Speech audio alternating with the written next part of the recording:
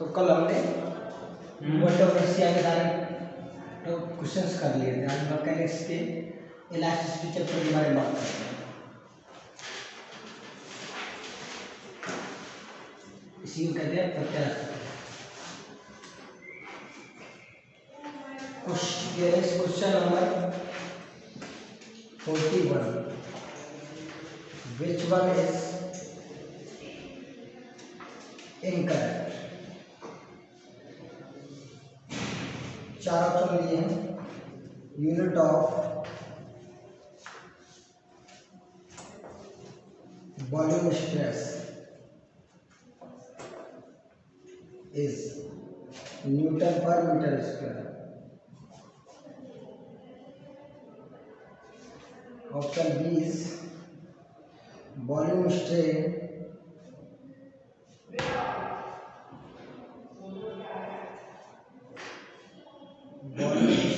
is a dimensionless quantity.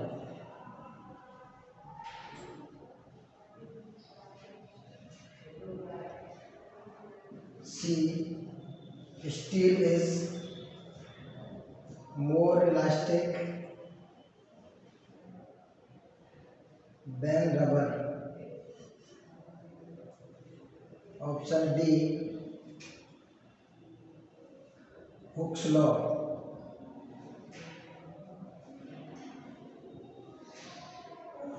E is equal to strain upon strain.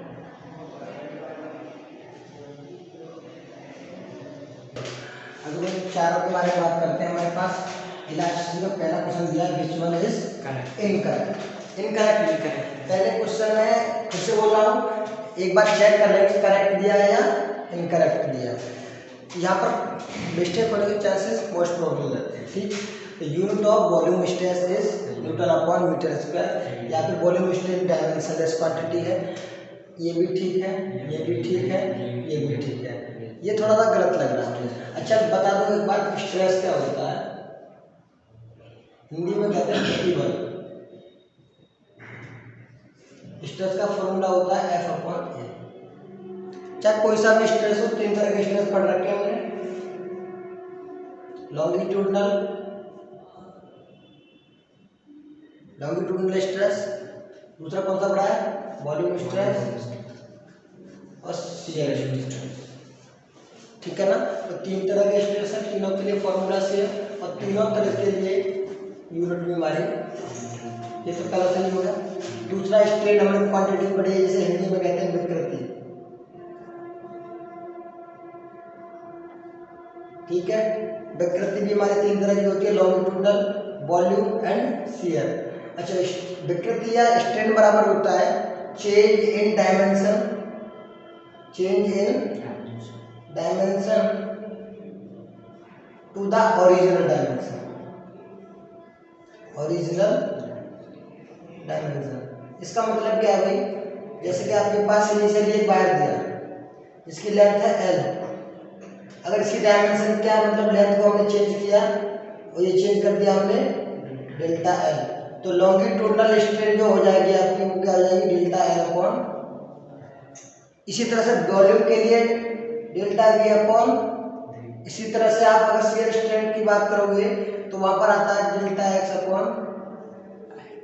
ठीक है, या theta भी हो सकता है, कोई और टर्म भी हो सकती है। चलो, हमारे पास तीन है, length upon length unitless, volume upon volume unitless, change in length upon change in. इसको देखो एक्चुअली में होता क्या है शियर स्ट्रेस में, मान लिया आपके पास एक सिलेंडर रखा हुआ है,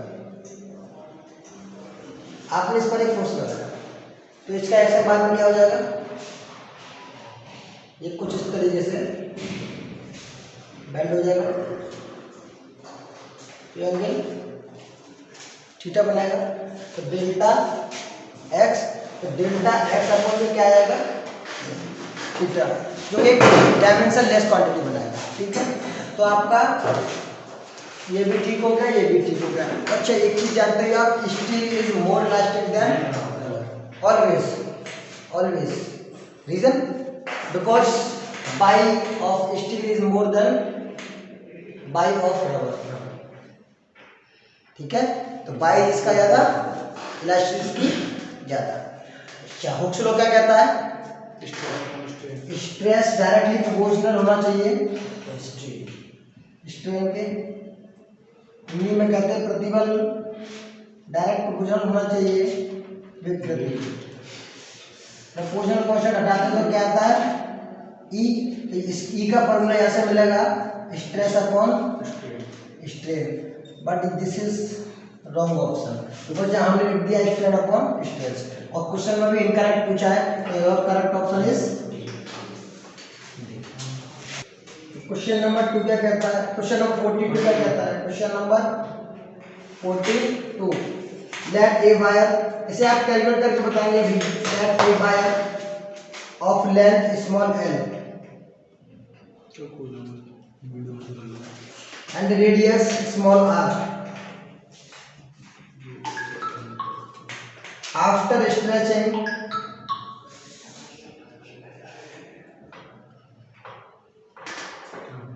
after stretching change in length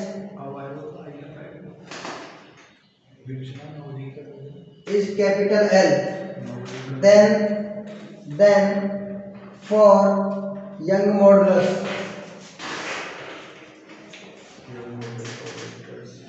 which one is correct?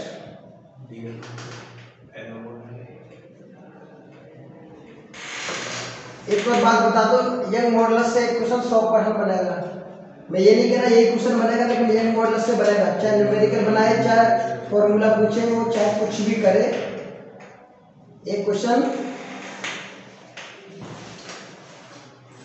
100% बनेगा।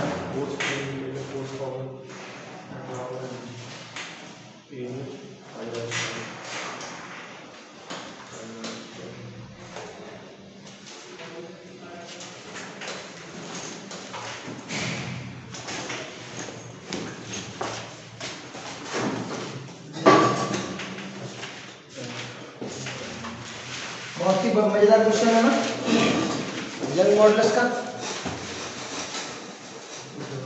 देखो हमने 3 तरह के मॉडुलस पढ़े थे। 3 तरह के कौन से थे भाई? यंग था, यंग मॉडुलस जिसे कहते हैं यंग प्रत्यास्थता गुणांक। दूसरा था बल्क मॉडुलस जिसे कहते हैं आयतन प्रत्यास्थता गुणांक। और थर्ड कहते हैं मॉडुलस ऑफ रिजिडिटी जिसे कहते हैं दृढ़ता गुणांक। मॉडुलस ऑफ रिजिडिटी इसे बाई से रिप्रेजेंट कर रहे थे, इसे के से रिप्रेजेंट करना, इसे कुछ व्यक्ति इसे बी से भी रिप्रेजेंट करते हैं। अपनी अपनी टर्म है, बी बीटा जो भी मानना चाहे मान सकते हैं, हम के से लेकर चल रहे हैं यहाँ पर। ओके, अच्छा, बाई बराबर क्या होता है? Longitudinal stress upon longitudinal strain, longitudinal stress upon longitudinal strain. ठीक, अच्छा, के बराबर क्या होता है? Volume stress upon volume stress upon volume strain. इसी तरह से आपका ईटा क्या होता है? Shear stress upon shear strain. ये 3 फॉर्मूला लगा रखे हैं। अच्छा, इसकी बात करें भाई, लॉन्गिट्यूडनल स्ट्रेस क्या होगा? एफ अपॉन ए, और लॉन्गिट्यूडनल स्ट्रेन क्या होगा? Delta L upon. ठीक, हमने बाई मॉडुलस बाई के बारे में क्वेश्चन किया है। आप एफ बराबर क्या रख सकते हो एम जी? पायर दिया है, एरिया क्या होगा? पाई आर स्क्वायर। अच्छा, एक क्वेश्चन में देखो, if A wire of length L, ये कंफ्यूजन नहीं करना, स्टार्टिंग में जो लेंथ है वो स्मॉल एल है, तो यहाँ कैपिटल एल लिखिए, क्या आएगा? Small L. और चेंज इन लेंथ कितना है? कैपिटल एल, तो डेल्टा एल लिखिए, क्या आएगा? है ना? तो आपसे यहाँ से आंसर मिल जाएगा M G L upon pi R square. This is your correct option. ठीक है, तो क्वेश्चन किसी भी तरह से दे सकता है, फोर्स दे सकता है, एरिया का डिफरेंट वैल्यू दे सकता है। मोस्ट प्रोबेबली क्वेश्चन बनता है क्या है? क्वेश्चन ये बनता है कि आपका कोई इनिशियली सुनो, मोस्ट प्रोबेबली क्वेश्चन बनता है इनिशियली कोई वायर दे रखा है। ठीक, अगर उसका क्या है भाई, लेंथ को डिक्रीज कर दिया जाए, इंक्रीज कर दिया जाए, तो उसके बाई पर क्या है? या फिर दो डिफरेंट वायर दे रखे हैं, बाई 1 अपॉन बाई 2 का रेशियो पूछ सकता है। न्यूमेरिकल डिफरेंट तरीके से 2 फॉर्मूला याद रखेंगे, एक तो ये वाला और एक, दोनों फॉर्मूला से या तो न्यूमेरिकल मिलेगा मिलेगा या ये फॉर्मूला डायरेक्ट मिलेंगे, 100% मिलेगा। एक न्यूमेरिकल एक मॉडुलस में 100% आ रहा है। ठीक, क्वेश्चन नंबर 43 की बात करते हैं।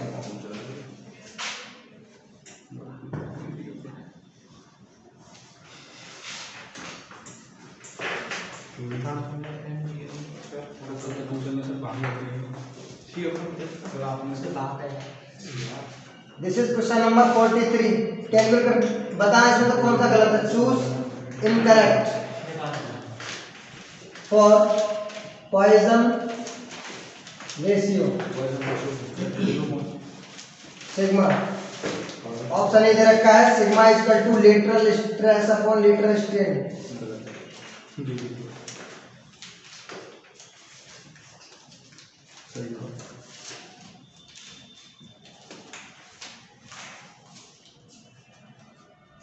बी दे रखा है sigma equal to longitudinal lateral stress upon strain है ना। मैंने जो लिखा है उसे लिखा है लॉन्गिट्यूडनल स्ट्रेस। बहुत ही अच्छा 100% हुआ इसका भी वही। The actual value of Poisson ratio is -1 sigma 0.5 D. The experimental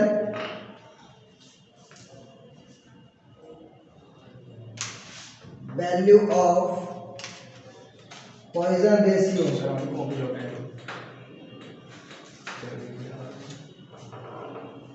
lies 0 sigma 0.5।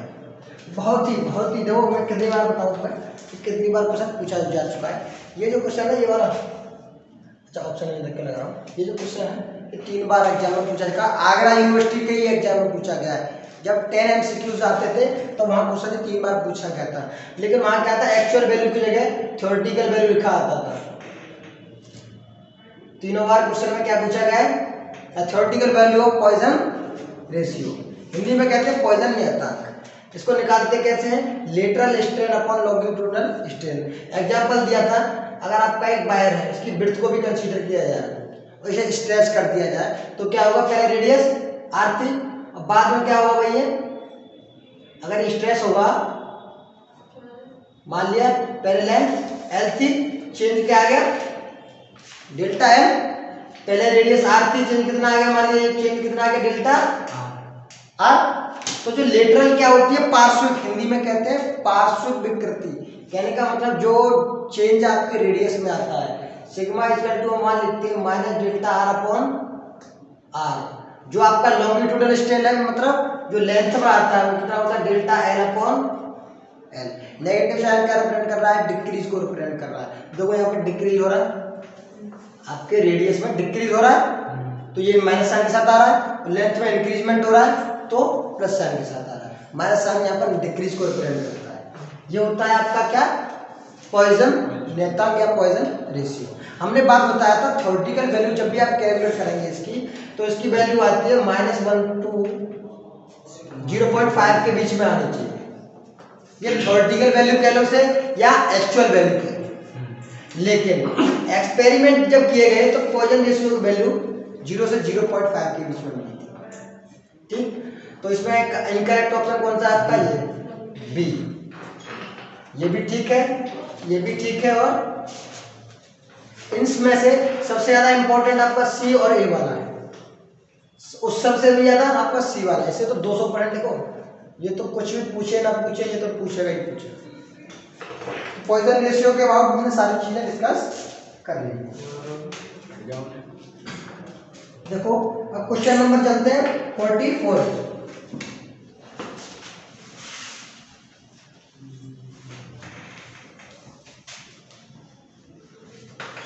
There is question number 44. For a perfectly plastic body,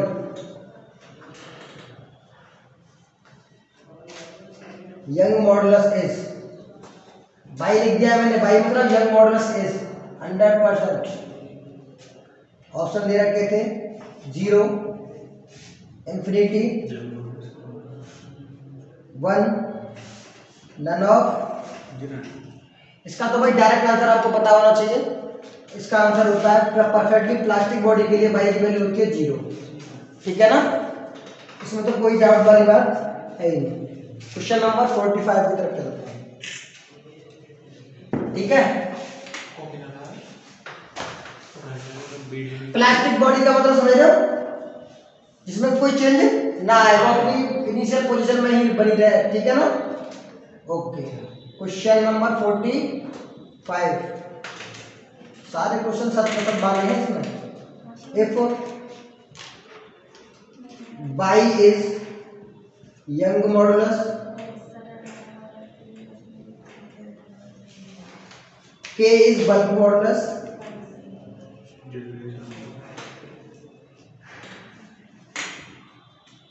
eta is modulus of rigidity,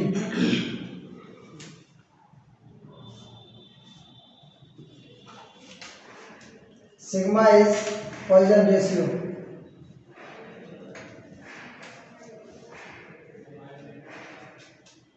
then which one is incorrect? Option A दे रखा था Y equal to 3k 1 + 2 sigma. Option B दे रखा था Y equal to 2 eta 1 + sigma. Option C दे रखा था 9/बाई equal to 3 eta plus 1/k। Option D दे रखा था sigma equal to 3k - 2 eta upon 6k + 2 eta. ये आपके पास हमने शायद आपको याद हो तो हमारे पास जब 4 क्वेश्चन होते हैं, लास्ट क्वेश्चन 4 रिलेशन कराए थे वहाँ पर। अगर आपके पास बाई, के और क्या हो सकता है ईटा एंड सिग्मा, ये तो तीनों मॉडुलस है और ये आपका पॉइजन रेशियो है। ठीक, बाई आपका यंग मॉडुलस, बल्क मॉडुलस और आपका ईटा इज मॉडुलस ऑफ रिजिडिटी। तो हमें 4 रिलेशन बताए थे। पहला रिलेशन था Y equal to 3k 1 - 2 sigma. वहाँ क्या था माइनस, यहाँ पर क्या है plus. This is your correct option. फिर कह रहा हूँ यहाँ चेक कर लेना गलत पूछा है सही पूछा है, तो ये आपका ऑप्शन ये गलत होगा, यहाँ माइनस होता तो सही होता। दूसरा क्या था, अगर बाई और ईटा और सिग्मा के बीच बात करें, Y equal to 2 eta 1 + sigma, ये सही है। ठीक, अच्छा 9/बाई equal to 3 eta plus 1/k, ये भी सही है। अच्छा एक और बात, हमने इसे एक और टर्म में एक्सप्लेन किया था, इसे एलसीएम लेके आप बाई की वैल्यू भी निकाल लेना, हो सकता है उस टर्म में दिया हुआ आपको, है ना, तो ये उस तरीके से भी आपसे पूछ सकता है। ये सिग्मा के ईटा रिलेशन, ये तो आपके 4 रिलेशन है, किसी भी तरह से एग्जाम में पूछ सकता है, there is depends on examiner. चलो क्वेश्चन नंबर 46, कंप्रेसिबिलिटी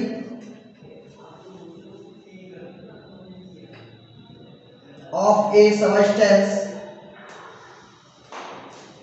इज। अच्छा क्वेश्चन है, देखिए इतना अच्छा नहीं कि एग्जाम में हर बार पूछा जाए, पूछने में कोई बुराई भी नहीं है इसको। ठीक है, modulus B same as shear modulus. Option C inverse of bulk modulus. Option D inverse of a shear modulus. आपको शायद याद हो तो कंप्रेसिबिलिटी के लिए एक डेरिवेशन छोटा सा कराया था, तो कंप्रेसिबिलिटी को हम किससे रिप्रेजेंट करते हैं, सी से, जो कि 1/k, मतलब कंप्रेसिबिलिटी इनवर्सली प्रोपोर्शनल किसको हो जाएगी, बल्क मॉडुलस की। तो कुछ आ रहा है यहाँ पर, पहला ही दिया ऑप्शन, सेम थोड़ी ना, inverse of bulk. Sorry, correct option is C. ठीक है ना, inverse of bulk modulus. Clear. Question number 47।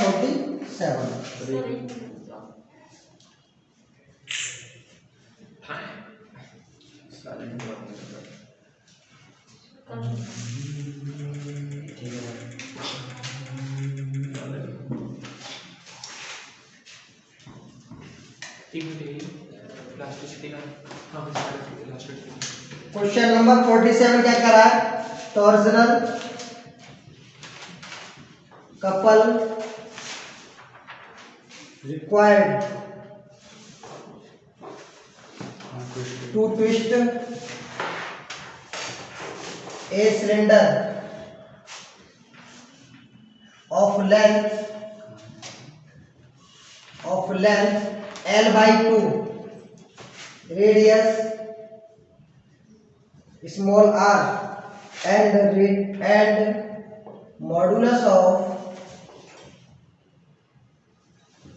rigidity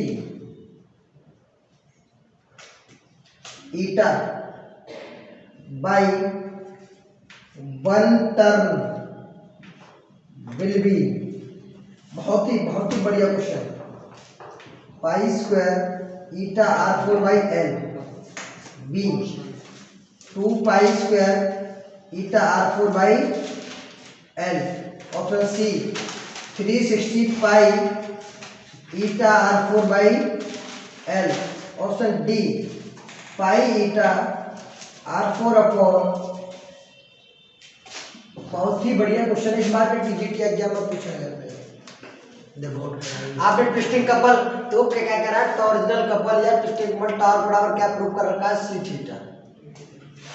ये क्या होता है? ट्विस्टिंग कपल या टॉर्जनल कपल। सी क्या होता है? यहाँ पर सी क्या है? ट्विस्टिंग कांस्टेंट, इसकी वैल्यू होती है पाई ईटा r4 अपॉन 2l। ठीक है, यहां पर सी कंप्रेसिबिलिटी नहीं है, याद रखेंगे। यहां पर सी आपका ट्विस्टिंग कांस्टेंट या एक को कहा जाता है उसे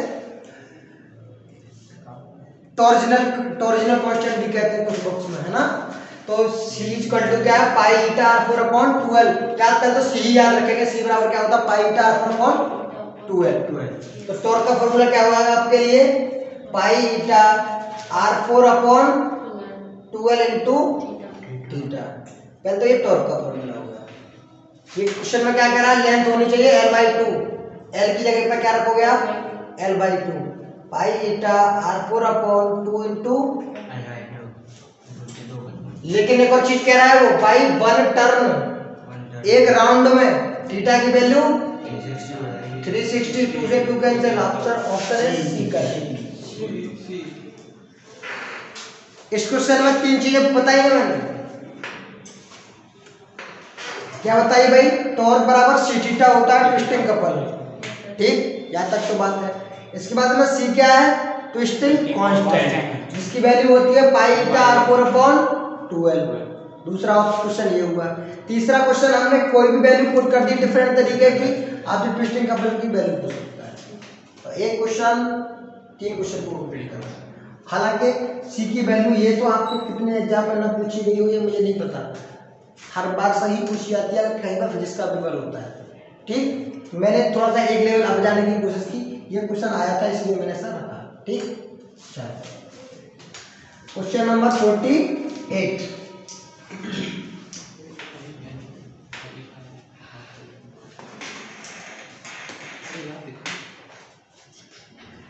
आंसर एक बार में देखकर बताएंगे। Energy per unit volume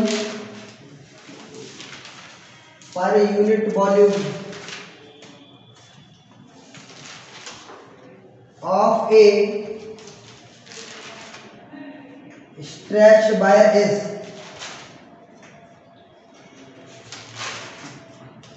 one by 2 stress multiply by strain. Option B 1 by 2 load into extension. Option C stress multiply by strain. Option D none of this. हाँ जी, answer is none of this. और कोई बता सकता है what is answer of given question? देखो हम बात करते हैं, हमने कर रखा है क्वेश्चन, कर रखा है, क्या कर रखा है कि जब हमने एक बार था उसे स्ट्रेच किया तो उसमें एनर्जी का हमने डेरिवेशन किया था, तो वहाँ पर U या W बराबर आया था 1/2 स्ट्रेस स्ट्रेन मल्टीप्लाई बाई। उससे क्या कह रहा है, energy per unit volume U upon V क्या हो जाएगा 1/2 स्ट्रेस मल्टीप्लाई बाई स्ट्रेन। ठीक है ना, तो करेक्ट ऑप्शन इज सही है ना। अच्छा एक और काम, U बराबर ऐसा भी दे सकता है 1/2 स्ट्रेस की value F upon A, strain की value small l upon capital L, volume की वैल्यू भी डिफरेंट तरीके से आपको वैल्यू पुट करके मिल सकती है। F की जगह Fg भी मिल सकता है, A की जगह पाई r स्क्वायर भी मिल सकता है, डिपेंड्स ऑन गिवन कंडीशन। कैसे कैसे कंडीशन दी हुई है आपको पहले तो ये याद होना चाहिए, 1/2 स्ट्रेस स्ट्रेन और वॉल्यूम। तो आप और भी चीजें यहाँ से बना सकते हैं। यंग मॉडुलस की टर्म में भी बन जाता है, यंग मॉडुलस की टर्म में भी ये इक्वेशन चेंज हो जाती है। अगर आप क्या करो, स्ट्रेन से डिवाइड कर दो, स्ट्रेन से मल्टीप्लाई कर दो, स्ट्रेस अपॉन स्ट्रेन बाई बना लेंगे और ये स्ट्रेन का स्क्वायर हो जाएगा। तो देखना पड़ेगा आपको, एग्जाम में पूछेगा, क्वेश्चन पूछेगा, क्योंकि यहाँ से मैंने जब डेरिवेशन क्लास नोट्स में कराया है तो 4 तरीके से क्वेश्चन किया है, 4 ब्रैकेट बनाए थे उसमें क्लोज कर रखे थे, तो 4 में कोई भी ऑप्शन पूछ सकता है। ओके, क्वेश्चन नंबर 49 लिखेंगे, bending moment of a circular cross section. Bending moment Hindi में कहते हैं इसे बंकन आघूर्ण, बंकन आघूर्ण। Bending moment for circular cross section. Option दे रखे हैं, capital M equal to by BDQ upon 12R। P दे रखा है M equal to by pi R4 upon 4R।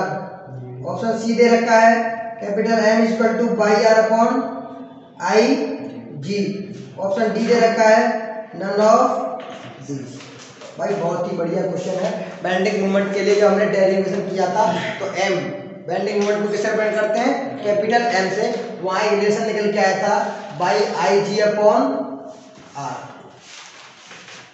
By IG upon R। ये बेंडिंग मोमेंट के लिए रिलेशन होता है। देखो बाई IG अपॉन R, ये तो वैसे गलत हो गया, ये 4 नहीं है, बाई है कैपिटल, ठीक। बाई IG अपॉन R तो ये भी ऑप्शन सही हो जाता, तो ये तो वैसे ही इनकरेक्ट हो गया। फिर हमने 2 क्रॉस सेक्शन बताते हैं। अगर आपको ऐसा दिया हो कि बाहर भाई ऐसा हो कि रेक्टेंगल की शेप में हो, या फिर सर्कुलर क्रॉस सेक्शन हो उसका, बाहर का कैसे भी बना सकते हो आप। हो सकता है कि इस तरह से दिया हो, बाहर कुछ इस तरीके से जा रहा हो सकता है बाहर इस तरीके से जा रहा हो। अगर इस तरह से जा रहा हो तो इसकी रेडियस मान ली थी स्मॉल r, और इस तरीके से जा रहा हो तो यहाँ पर L माना था। तो हमने जब डेरिवेशन किया रेक्टेंगल के लिए, तो IG की वैल्यू आई थी BDQ अपॉन 12, और इसी तरह से हम सर्कुलर के सेक्शन के लिए IG की वैल्यू निकाली थी, तो क्या आई थी pi R4 upon 4R, sorry 4 only, pi R4 upon 4।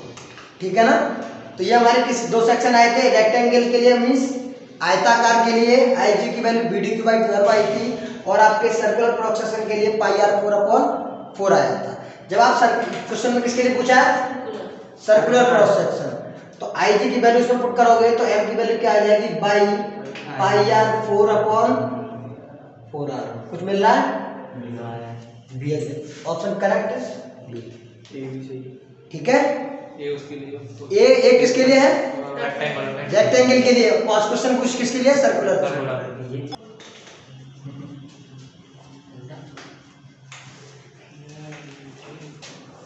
Question number 50, for a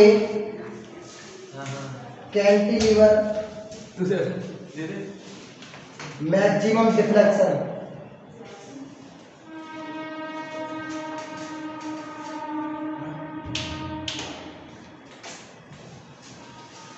omega L square upon 3 by IG omega L Q upon 3 by IG square omega L Q upon 3 by IG और आपके पास option D है none of. भाई ये cantilever क्या होता है, देखो ऐसे क्या जाता है, आपका कोई रॉड है और ये रखा हुआ है ऐसे, ठीक, इस पर आपने क्या किया, वेट ओमेगा लटका है, तो कुछ टाइम बाद क्या होगा, ये ऐसे बेंड हो जाएगा यहाँ पर। तो मान लिया ये वेट ऊपर था, ये कहाँ गया आपका, यहाँ गया। तो ये जो वर्टिकल डिफ्लेक्शन होता है इसे क्या कहते हैं, डिफ्लेक्शन, या हिंदी में जैसे कहा जाता है अवनमन, ठीक। कैंटिलीवर क्या है, जब आपने एक कोई वेट लटकाया तो ये क्या मिला आपको, डिफ्लेक्शन मिला डेल्टा। डेल्टा की वैल्यू वहां होती है omega L Q upon 3 by I G, derivation होता है वहां पर डिफ्लेक्शन की वैल्यू आती है omega L Q upon 3 by I G. Omega क्या है, वेट, ओमेगा क्या है, वेट, एल क्या है, length of cantilever, length of cantilever, by क्या है, young modulus of given metal, IG क्या है, अगर आपको क्रॉस सेक्शन देगा वो सर्कुलर होगा तो किसके लिए, आईजी किस सर्कुलर के लिए क्या आएगी, पाई आर 4/4, और आपको रेक्टेंगल देगा तो उसके लिए बी डी क्यू बाई 12, ठीक। एक बार आगरा यूनिवर्सिटी के एग्जाम में क्वेश्चन दिया था, क्या क्वेश्चन दिया था, उन्होंने ये चेक किया, उन्होंने रेक्टेंगल क्रॉस सेक्शन दिया था और उन्होंने कहा कि अगर इसकी लेंथ को हम इसकी लेंथ को चेंज करें, अगर ये ऐसा कुछ कहा था 4 टाइम मल्टीपल करते हैं उसको, तो क्या फर्क पड़ेगा उसके डिफ्लेक्शन पर। तो इस फॉर्मूला पर रख के देखना एल की वैल्यू जो इफेक्ट पड़ेगा उसमें 64 टाइम्स होगा या 1/464 टाइम्स होगा, ठीक, डिपेंड्स ऑन गिवन कंडीशन। एक क्वेश्चन और मैं भूल रहा हूँ पर लेकिन बता दूं जरा, क्वेश्चन एक बार क्वेश्चन देखो अलग से है क्वेश्चन। ये उन्होंने कहा एक बीम है और 2 एंड पे ये रखा हुआ है, ठीक, समझो एक बीम है और ये, और कोई भी आपका आयरन रॉड हो या कोई और मेटल की रॉड हो, अगर उस पर बेंड करो थोड़ा सा बेंड होगी नीचे को, तो इस पर हमने क्या किया, जब ये लटकाया तो आपको कंडीशन कुछ इस तरीके से मिली है ना, मिल सकती है। तो एक बीम सपोर्टेड एट 2 एंड, तो which option is correct for maximum deflection, ये डेल्टा होगा, पहले से थी डिफ्लेक्शन डेल्टा होगा। तो उन्होंने तो कहा था कि डेल्टा जो होगा 1/बाई के प्रोपोर्शनल होगा, डेल्टा 1/बाई स्क्वायर के प्रोपोर्शनल होगा, डेल्टा 1/बाई क्यूब के प्रोपोर्शनल होगा। तो करेक्ट ऑप्शन इज 1/बाई। ये क्वेश्चन आप चाहे 51 लिख लो चाहे कुछ भी लिख लो, ये क्वेश्चन और तक पूछा गया। This is all about your last, ठीक है। इसके आगे हम नई यूनिट की बात, नए चैप्टर की बात कल वीडियो में बात करेंगे। Thank you.